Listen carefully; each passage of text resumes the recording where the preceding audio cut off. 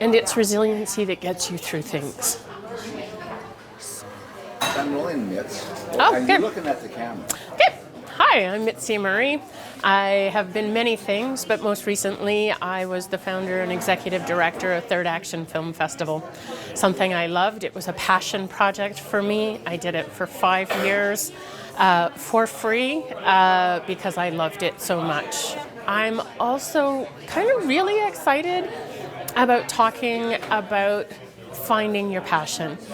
You get a lot of TED Talks and other talks that talk about finding your passion, but I find what they don't talk about is how freaking hard it is to find your passion.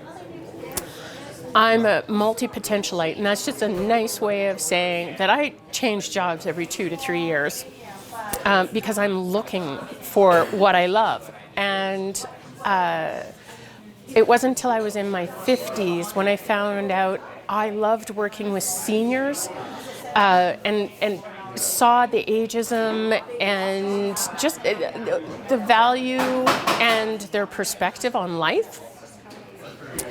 And now that I am starting to enter into my third act, I see what they're talking about, and I am very excited about my third act. So, but to circle back to passion and how hard it is to find, I feel empathy for younger people because here they are, they're working hard to find their passion, but it is hard and nobody acknowledges that. To go 50 years of my life and not find my passion, to me it's like, oh my God, if I could have found it sooner. And to echo Brian Pearson's word, it's in there. You know what you're passionate about. Sometimes we don't listen to our inner voices. I knew right from the beginning that I loved the arts and wanted to work in the arts, but society and family and friends told me the arts, you don't make money, and you have to make money. You have to get married. You have to create children. You have to buy a house. And in reality, you don't have to do anything. But what you should do is follow your heart. And I think we ask too much of young people coming out of high school to go to university and pick what we're telling them is going to be their lifelong career, when in fact we know that the chances are that they're going to change their career at least 5 times. So, but we put all this pressure on them to pick a major when what we should be doing is encouraging them to take the time at university to explore and time outside of university to explore. I am a huge proponent of gap years when you're younger. I'm a huge proponent of gap years when you're older. My husband and I took a sabbatical it was about 10 years ago, so I would have been about 45 at the time. So we just emptied out our house, rented it out, and traveled the world for a year. We spent a lot of time with family because family is important. But we also worked in a Bedouin tourist camp in Jordan, and we worked on a defunct fruit farm in southern France. We got to meet the granddaughter of Rommel from World War II. I don't know if I actually believe her, but she says she's the granddaughter. So we'll just go with it. It was an experience, and that's what life is about, is gathering those experiences and letting them guide you to find your passion. And I'm on a new journey. I'm trying to find a new job that meets my passions. So my passions are the arts and making change. Society is telling you what you should do and where you should be and what your definition of success should be. That's up to you. So just stop, think, and be critical of the messaging that you take in and act upon. Society and my family told me that as a white cisgendered woman, that my success would lie in obtaining a husband, having children, buying a house, and having a good career and making lots of money. And now that I'm 57, I can say without a doubt, I worked for free for the last 5 years bringing this festival to life. And I have to tell you, because it was my passion, it was worth it. Now I realize that I am in a very privileged position. I have a husband who supports me and makes enough money that he can support us financially. Not everybody has that, but we had it. And so I took it, and I have to say, even the worst days at the festival were still better than most of the best days at my other jobs. Society puts all kinds of pressures on you. Please question them. Question your perspective on everything that you want to do, or everything that you want to do. And question why you want to do them. Because it could be society telling you that you should be doing them, when in fact, it's not something you want. One of the things that I learned by running the festival, and it's funny because I learned it at the festival, but I had heard about it prior to the festival. There's something called blue zones, and these are places where people live to very ripe old ages. And they studied them and came up with all these things that they had in common. So common denominators that help you live longer. And one of them was ensuring that you had a good social circle, and that your social circle was of multi-generations. So don't be friends with just people your own age. So when I started the festival, I had to recruit volunteers. So recruited lots of volunteers, and I won't lie, most of them were 55 plus. So I got to start making friends with people at the older age of the spectrum. But then we engaged with a youth group to kind of also help us with volunteer roles. And those youth were phenomenal. It was great to interact with them. Even though it hit home at the festival that having youngers and olders together was wonderful, and having them in my life was wonderful, I should have known earlier, because I have this wonderful friend, Monique. And when I first got to know Monique, her daughter Jessica was all of 9 years old. So we would go over for dinners, and there were it wasn't just us, it was a big group of adults, and Jessica would sit and listen to the adults and sometimes interact, which was wonderful. But I got to watch Jessica grow up, and then amazingly, Jessica needed a job. So Jessica works for the festival, and I got to know Jessica, and Jessica and I are now friends. And I love having that perspective because everybody has something to contribute. You know, I know a lot of older people tend to think that, oh, I'm sage and I'm wise, and it should all flow downhill to younger people. I do not believe that. I believe that everyone has something to contribute, and Jessica has just as much wisdom that I do, because the world that she grew up in was not the world that I grew up in. So she has a different perspective on growing up than I ever did. So they have so much to offer, and I love having them as friends, because they give me a different perspective on life and issues. So please, I would encourage everyone to cultivate friends across the generations. Sometimes we walk through life and things happen to us, and they don't necessarily feel like loss, or you can recognize them as loss, but you don't realize the impact that they're having on you.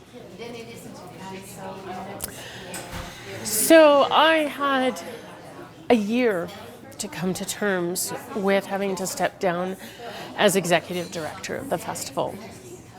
It is not a decision I made lightly. But at some point, I need to get paid because I have a retirement to plan for. And although we may not retire until we're 75, given that we're living into our 90s now, I got a plan for 20 years of retirement. And I recently got awarded a medal, and it has triggered something. And what it has triggered is the loss that I have buried and I thought I came to terms with. But I am having to step away from something that was my passion. And it's not something I'm going to be able to replace. Because finding a job that deals with ageism and the arts is not going to be possible. They don't exist. I created the one I just left. And I can't afford to create another one and wait to get paid. So, unfortunately, financial considerations are creating a loss in my life. And today is not a good day. But it will get better. And I know it will get better because I believe that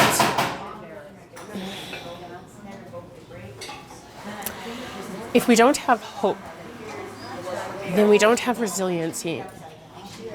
And it's resiliency that gets you through things. So I am going on to a new chapter of my life. And I just hope that it will be as fulfilling as the last 5 years have been. I have to believe. It's such a trope and so trite. When God shuts a door, he opens a window. And part of me gets really, I just want to go, fuck you. That's the grief speaking, and I know that. I do actually believe that out of loss and pain comes opportunity. And I believe that people have luck in certain aspects of their life. And I have always been lucky with work. So I know I will get a job. It may not be the job that I've always wanted, but it will be a job and it will get me through. And having created the festival has given me a different perspective. It has changed me so that, okay, yes, I'm going to get a job that I necessarily don't love. I may like it, because I always get invested in my jobs, but it won't be my passion. But it has made me realize that it is time for me to be me, a little more me-centered, and let me find my passion outside of my work. I believe I will land on my feet, as my mother would say, and that I will be okay, is because life goes on. It will always move forward, maybe not in the ways we expect, but it will move forward and bring things that we never knew we wanted, but we're happy that came to us. I am a believer in the glass is half full. And I think if you can be that person, then whatever life throws at you, you can bounce back and you can find the silver lining in the cloud and find your happiness. I know a lot of people define success as making lots of money and having the things that they want. At 57, I'm defining success. I'm defining success as being happy. I don't need a big house. I don't need a big house. I don't need lots of money. The last 5 years have proved that. The last 5 years have been some of my happiest years. And my husband and I have been the poorest we've ever been. There's a saying that there are two certainties in life, death and taxes. I would say there's three, because change is a constant in everyone's life. And we have to be not ready for change, because some changes you can't be ready for. But we have to be ready to roll. We have to find ways to adapt. And that word is so overused right after the pandemic. But it is adapt or die. Because if you don't adapt, you won't be happy. And that is not an existence I wish upon anyone. Some of the other loss that I might be crying about today is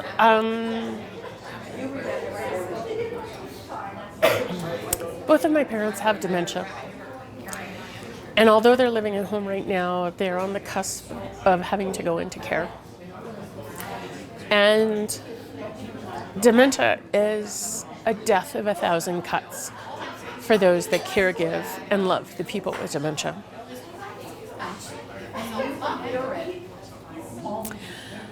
A couple months ago, I went to visit my parents to help them through an event and realized that my dad doesn't know who I am anymore. He knows he has a daughter named Mitzi, but when he sees me, he doesn't know that I'm Mitzi. And that's really hard.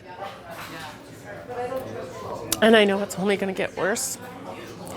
And please let me tell you that I know everybody's afraid of dementia, or most people are afraid of dementia, and there's a stigma around dementia. And what I want to tell you from a film festival perspective is no. You love the people. They're the same people. Their memories don't define them.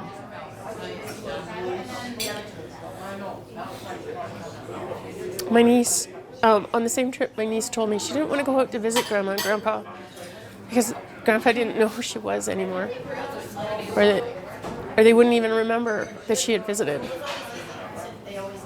And I had to point out to her that, if they had had that attitude when she was growing up as a child, she would have very different grandparents, and she would be a damaged person. I have to love the people with dementia, no matter what.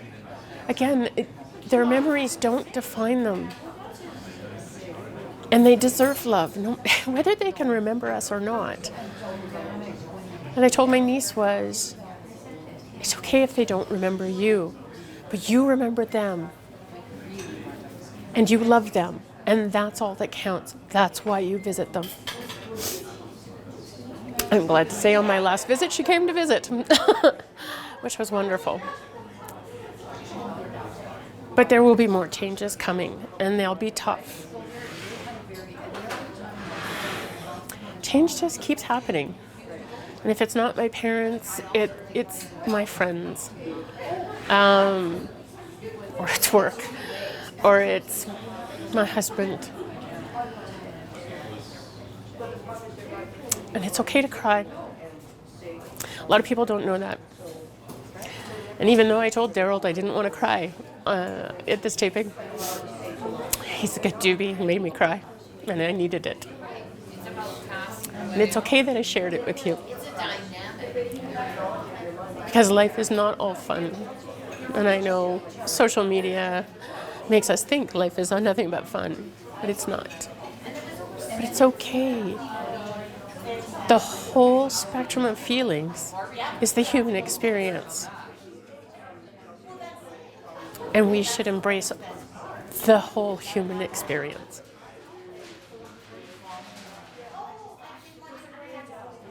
And that's all I've got, Daryl. Okay.